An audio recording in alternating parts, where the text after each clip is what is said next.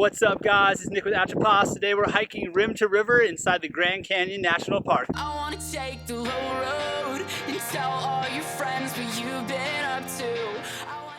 At the end of April, we set out for our third annual Grand Canyon trip. We made a pit stop in Flagstaff on the way up to carb load at Pizzicato before heading over to my favorite store, Run Flagstaff. After double checking our gear, we made the drive north to the Grand Canyon National Park. The last 2 years we've stayed at the Bright Angel Lodge, but this year we got a bigger room at the Maswick Lodge.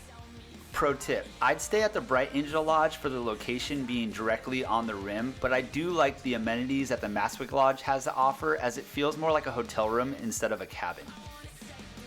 After we unpacked, we walked over to the Bright Angel Trailhead. Unfortunately, this year we could not do R3 as the north rim was completely closed down. After exploring the rim, we made our way over to the market and grabbed some dinner. Knowing we couldn't do the full R3 experience, we set our alarms for 5 a.m. to get on the 6 a.m. shuttle that takes you over to the South Kaibab trailhead. The last 2 years, I've descended and climbed out of Bright Angel, so this was my first time on South Kaibab and I was super excited to check it out. Also, the 2 times I've done Bright Angel, it's been at 4 a.m. in the dark, so descending in the sunlight, seeing the canyon was incredible. We made our way down the first mile of switchbacks to Uau Point. Keep following the trail and you'll approach the O'Neill Butte. A mile and a half in, you'll reach Cedar Ridge that has restrooms but no water.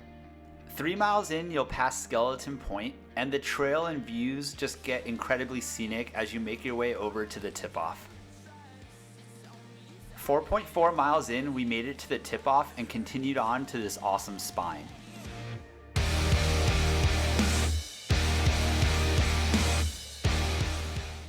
After full sending this section, we saw the Colorado River and the Black Bridge for the first time.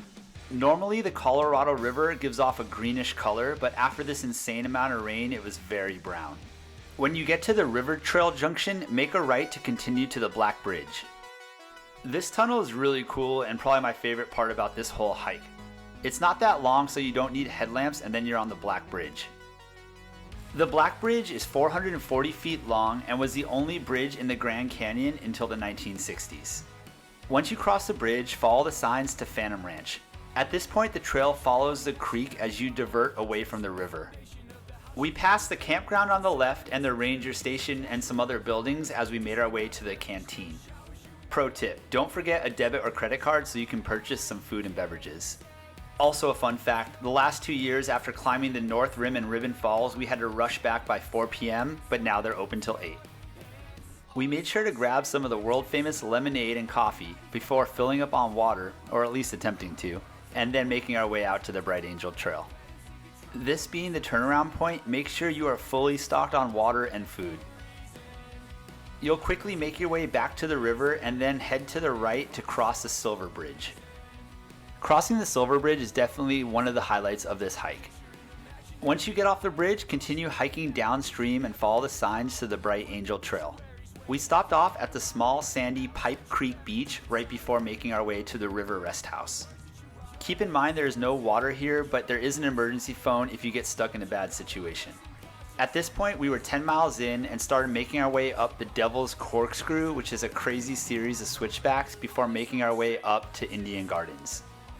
We took a short break here and definitely made sure to top off on water before making the next 4.5 mile climb up and out Bright Angel.